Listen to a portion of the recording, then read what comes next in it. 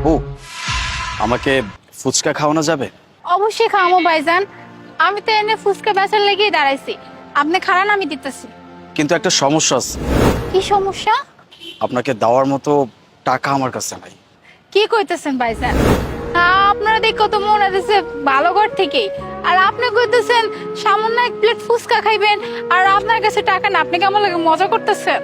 না না, আমি আপনার সাথে মজা করতেছি না, আমি সত্যি কথা বলছি। আমার কাছে টাকা নাই, সারাদিন কিচ্ছু খাই নাই, অনেক ক্ষুধা লাগছে, এই জন্য আপনার কাছে আসছি। কিছু ভাবতেছেন? না না, তেমন কিছু না। মানে আমি ভাবতেছিলাম আপনি কি আমার কাছ থেকে ফ্রিতে খাওয়ার লাগে মিথ্যা কথা কইতেছেন নাকি? না না, আপনি যেমনটা ভাবতেছেন আমি এমন মানুষ না।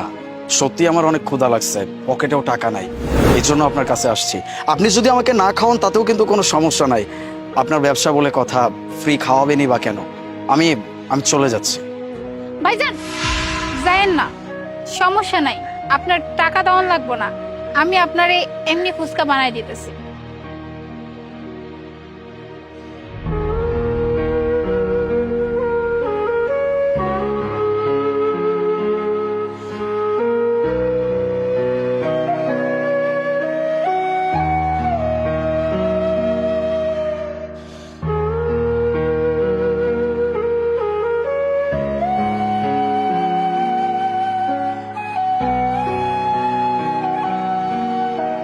Thank you. আপু, একটা কথা বলি। বলেন। আপনার দোকানে আসার আগেও আমি আরো অনেকগুলো দোকানে গেছিলাম, তাদেরকে সেম ভাবেই বলছি আমার অনেক ক্ষুধা লাগছে, আমাকে একটু খেতে দিবেন। যখন বলছে আমার কাছে টাকা নাই, তখনই আমাকে ভাগাই দিচ্ছে, আমাকে কোনো খাবার খেতে দেয় নাই।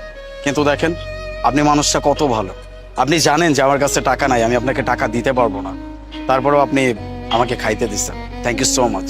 দেন ভাইজান, আপনি আমার কাছে আইছেন, আপনি কইছেন আপনার ক্ষুধা লাগছে আর আপনি এক প্লেট ফুচকা খাইতে চান। হ্যাঁ, এটা আমি মানছি যে আমার লোকসান হইছে, কিন্তু একজন ক্ষুধার্ত মানুষ যদি আমার কাছে আইয়া কয় খাওন লাগবো, আর আমি যদি না ফিরাই দিই, আমি তো খাওন লই এনে দাঁড়ায় আছি, আল্লাহ কি আমার উপর বেজার হইব না কম? সবকিছুই বুঝলাম, কিন্তু এই যে আপনি ব্যবসা করতেছেন, খুবই ছোট একটা ব্যবসা, এখানে তো আপনার কিছু হলেও ইনভেস্ট আছে। এই জিনিসপত্রগুলো বাজার থেকে কিনে নিয়ে আসতে হয়, এগুলোর জন্য তো আলাদা করে টাকা লাগে। এই টাকাগুলো আপনার লস হচ্ছে না? লস তো একটুখানি হইছে, কিন্তু এই লসে কিছু আইব যাইব না। কারণ কি জানেন? কারণ এই যে আমি আপনার খাওনটা দিলাম, আপনি খাইলেন, তৃপ্তি পাইলেন, ওই যে উপরওয়ালা আমার উপর খুশি হইব, পূর্ণ দিব, এইটাই আমার লাভ।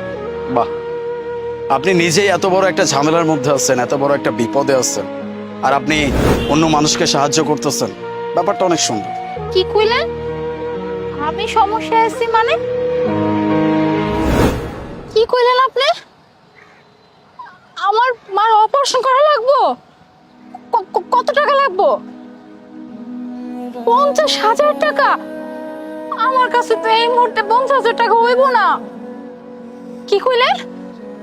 অপারেশন না করতে পারলে আমার মার কিছু হয়ে যেতে পারে? না না না, এই কথা মুখে হয় না। আমার মা ছাড়া তো আমার আর দুনিয়াতে কেউ নাই। আপনি আপনি এক কাম করেন, আপনি অপারেশনের ব্যবস্থা করেন, আমি আমি যেমনি হোক আমি টাকা জোগাড় করে লই। আমার মার জন্য কিছু না হয়, আমার মা যেন সুস্থ হয়ে যায় ডাক্তার সাহেব।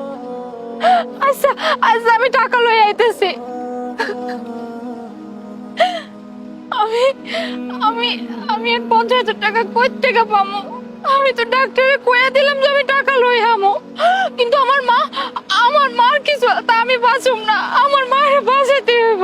আল্লাহ, আমি আর টাকা কোথায় পামু? কে দিব আমার এতগুলো টাকা? আপু, এই টাকাটা আপনি রাখুন।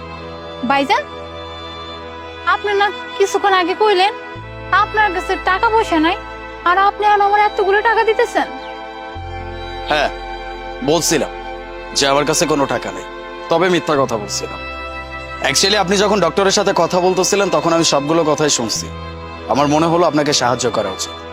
যেই মানুষটা নিজের ক্ষতি হবে জেনে অন্য একটা মানুষকে সাহায্য করার চেষ্টা করে, সেই মানুষটা নিঃসন্দেহে একজন ভালো মানুষ। আর একজন ভালো মানুষকে সাহায্য করাই যায়, এতে করে আমার ক্ষতি হয়ে যাবে এমনটা কিন্তু না। নিন।